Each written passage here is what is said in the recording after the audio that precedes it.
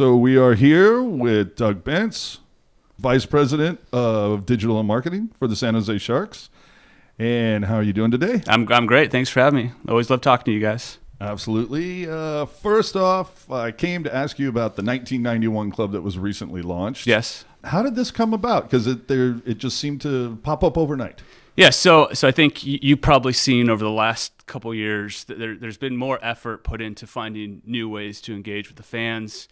You know, I think the artist series that we've seen this year is one example. You know, the murals. So how do we engage in fans, whether they're people coming to the games or whether they're just in the community? I think, you know, the Teal Together campaign was really part of that. You know, how do we expand what we're doing and expand who we're engaging with? So on that note, we actually created an internal team with people from all over the organization. So not just a marketing thing, but we got people from the building, from the hockey side.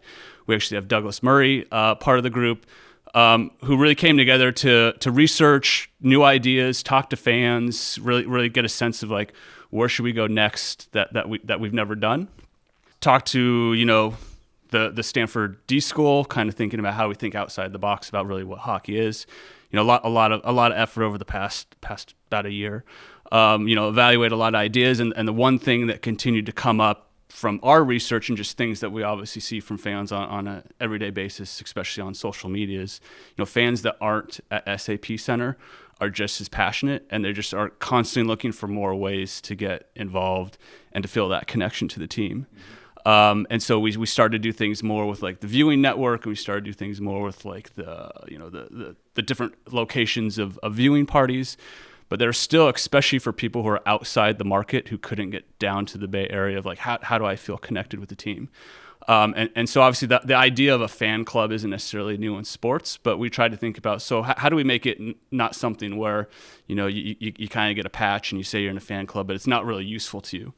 And two things, actually 2 points in the research that continually came up was, you know, how do I know where I can meet other fans, or how can I find out if I'm in another state or if I live in another place, where do I go to see the Sharks? That constantly came up. And then how do I really identify as a Sharks fan who's out of town, who isn't necessarily just wearing a Sharks shirt, like something like a badge of pride where like, hey, I'm not just a fan, I'm a real fan, and I don't need to be in San Jose to really display that. So we kind of took those two ideas and we said, well, how do we build something that's, you know, that we can really invest in and last, and that people are going to have like an ongoing relationship with? And really that was the impetus for creating the 1991 club.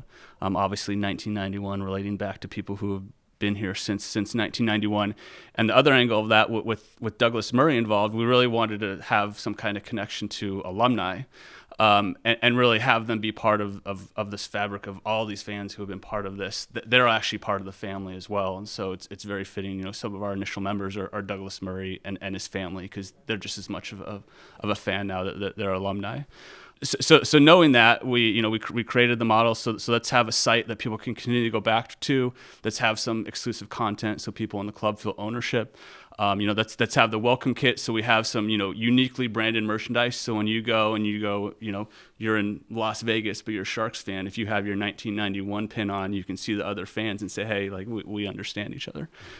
And really, you know, I think we purposely soft launched it. Because really the focus was on out-of-market fans, and we kind of wanted to get a sense of you know, how people would respond out of market. So, you know, a lot of like the initial advertising was for fans all over the country and all over the world, but not necessarily here, because we wanted to see how they would respond and not just have it be another local initiative.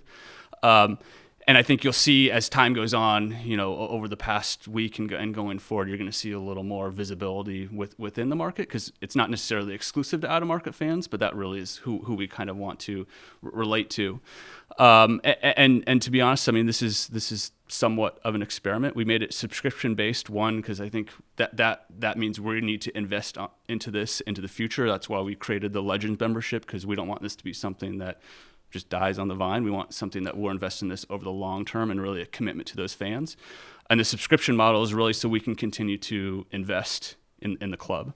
So, you know, I think to date we've seen a pretty good response. You know, we've really only been live for a few weeks. We have about 350 members representing 13 different countries. I think we're up to 31 different U.S. states and 5 Canadian provinces. So, Nice. so the initial reaction has been very positive. And I think to that point, now it's really about hearing from the members about what is next. I think we have a lot of ideas how we want to grow the club, but we've added a form on the community page of 1991club.com asking people for their feedback. Because we, in our minds, the next areas where we think our opportunity is how can we create more ways for actually the fans to engage with each other. I think that's certainly an area of opportunity on the site that we see. How can we create a little more content, which I think we can maybe talk about, where we're at with content and where we're going with that.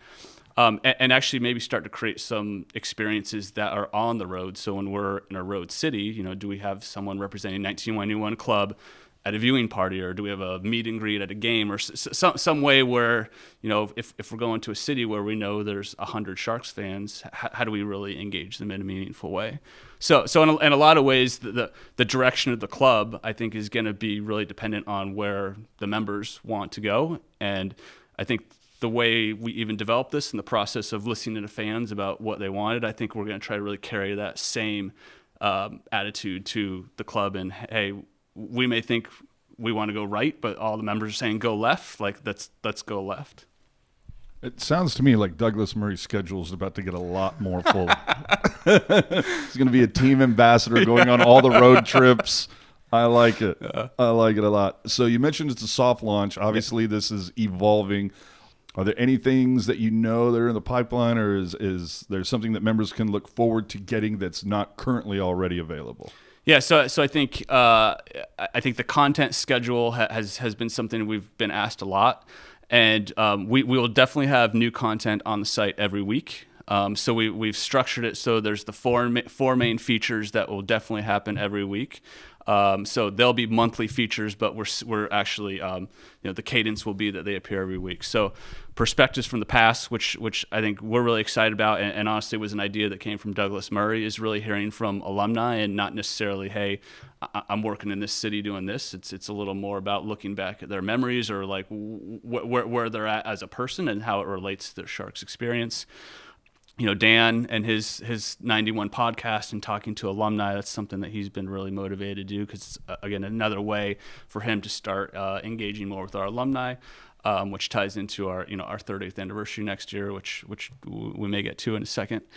The member of the month, I think just recognizing people and hearing these stories. The first time we put out the request for people to submit their members of the month, I think we got like 15 entries, and just hearing the stories about people who live on the East Coast and have already been to 25 games and all these arenas all over. It's just a good reminder about how passionate people are, even though they're not necessarily in the arena, and I think that's important. And then Mic'd Up. So Mic'd Up was I think a pretty successful piece of content for us just on sjsharks.com. But we thought it was a piece that kind of goes behind the scenes, and can we offer the club members something that we're not just creating things just for the club. We're actually taking really good content and making it a piece of their membership.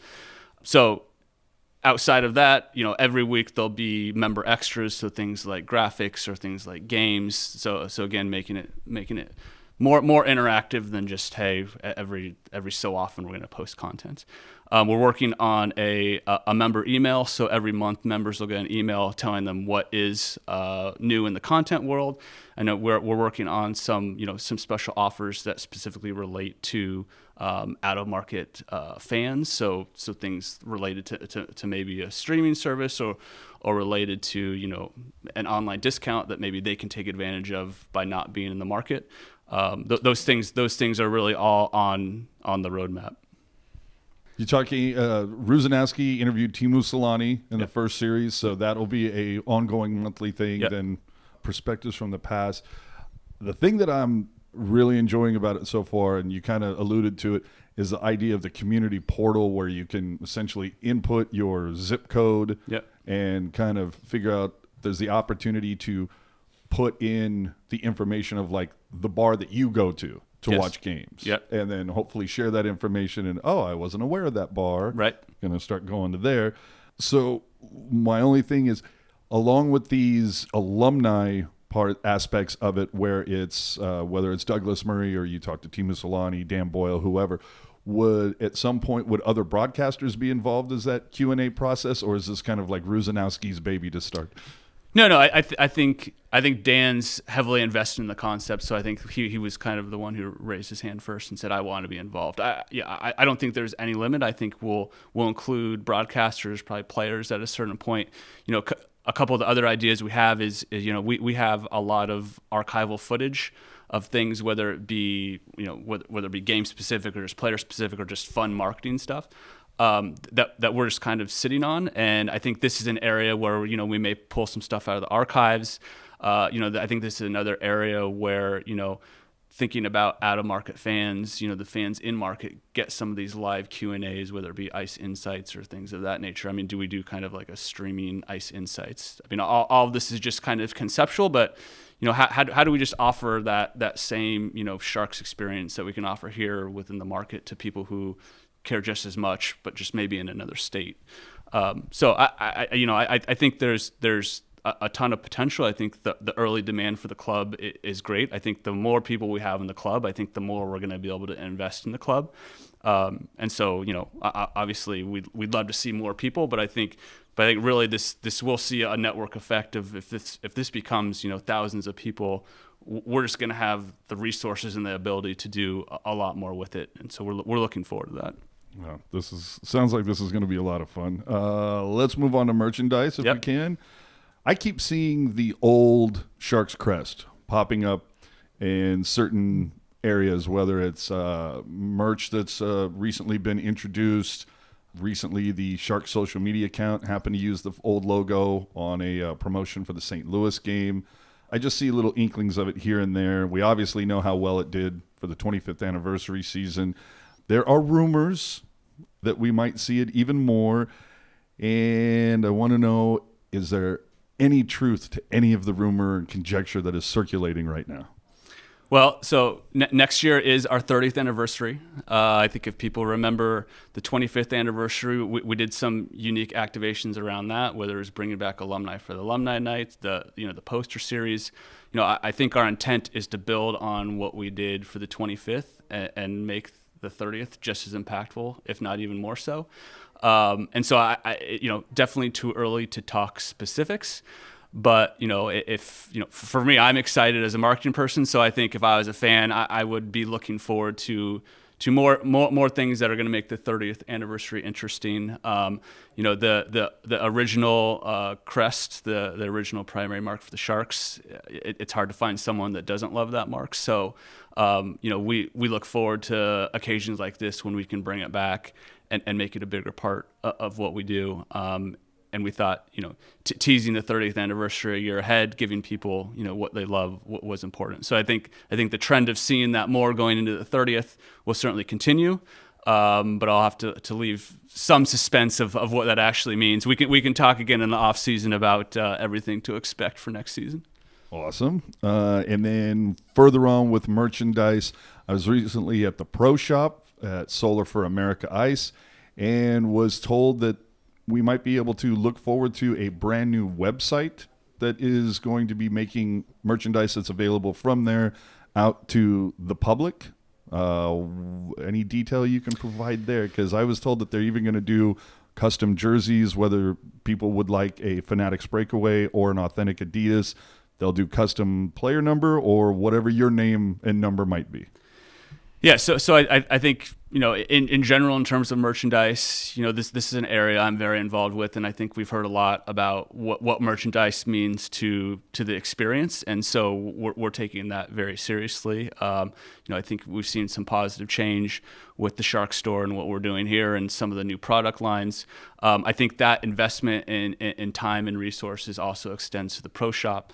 We did the renovation within the last year, and the Pro Shop looks amazing. I think now we're really investing in product over there, and I think the next extension is allowing people who, again, coming back to the theme of people who aren't necessarily in the area, can we get them products that they want, whether it be hard goods for hockey or whether it be some of the interesting things that we're doing on the marketing side. So, I would say definitely stay tuned the next couple months. Another area where I don't want to get ahead of details, but I think I think that the goal is to be able to create a great experience for as many people as possible, and we realize that that's not everyone who's right in San Jose, and so allowing people to do that will be coming very soon, and we're excited to see the result of that.